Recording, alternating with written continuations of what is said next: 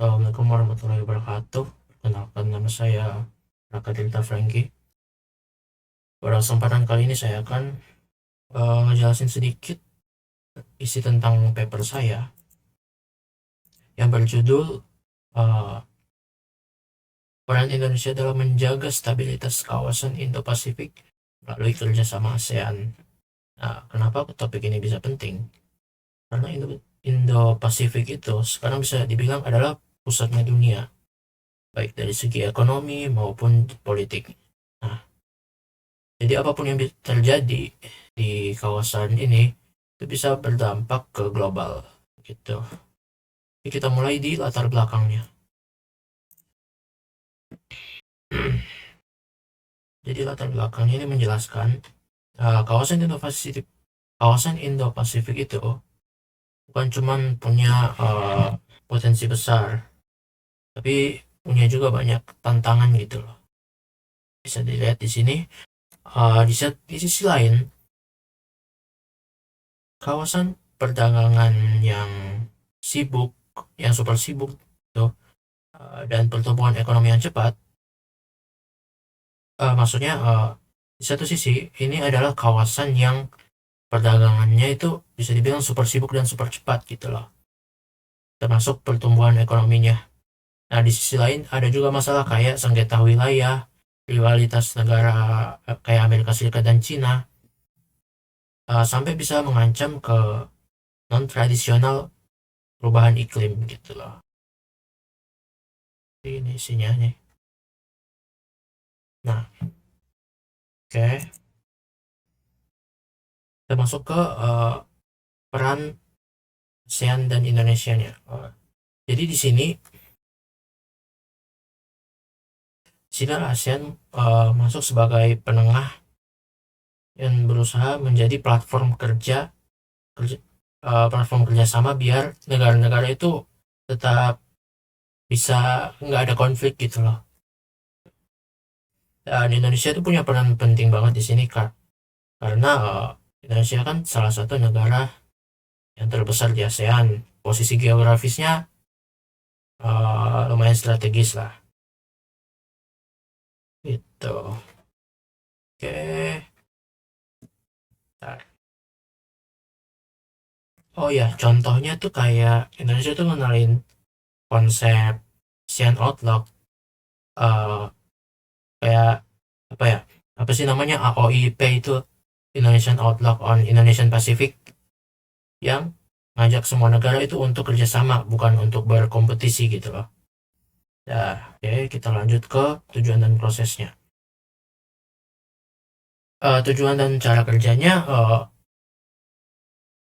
kayak lebih ke menjaga stabilitas kawasan tanpa harus memilih pihak gitu loh. Nah, cara ASEAN ngejalanin ini juga unik gitu loh. Kayak mereka itu megang prinsip konsensus atau non intervensi.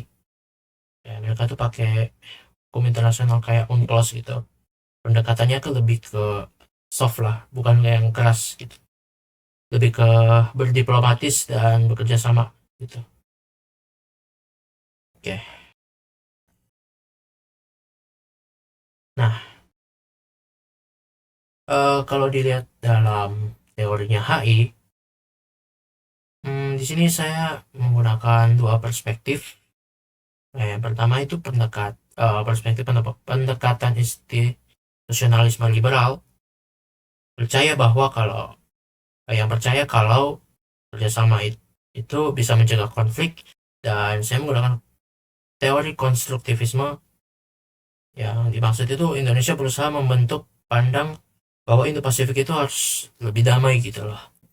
Jadi bukan soal power doang, kayak ada ide dan kayak ada ide identitas ataupun ada norma khusus gitu loh. Gitu. Dan identifikasinya tadi udah ini. Oh ini. Ini kelebihan dan kekurangannya sih. Kalau kita evaluasi strategi Indonesia ini bisa dibilang cukup berhasil karena ASEAN itu tetap menjadi pusat kawasan dan juga konflik yang bisa ditekan lewat kerjasama dialog gitu. Maksudnya lewat negosiasi gitu. Tapi kelemahannya tuh biasanya uh, kepentingan negara itu bisa beda-beda, terus implementasinya kadang kurang maksimal gitu. Ya di sini saya rekomendasi kebijakannya menurut saya ini isinya pokoknya